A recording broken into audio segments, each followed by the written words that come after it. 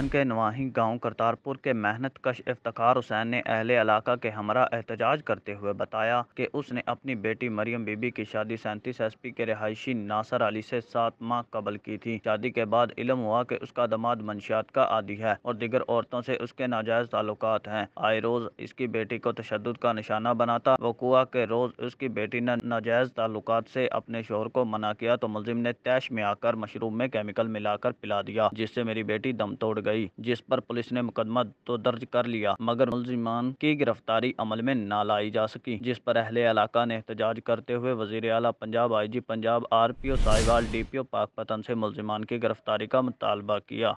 शादी की थी मैंने मरीम बीबी और वो ससुराल वालों ने 6-7 माह बाद कत्ल कर दी थी। उसको केमिकल दिया और मेरा इंसाफ कहीं नहीं मिल रहा। धक्के खा के थक गया, फायर भी होगी मेरी और कोई इंसाफ मुझे नहीं मिला। मैंने अपनी बेटी मरियम बेटी 37 SP ब्याई थी, अपनी नंद का दी थी।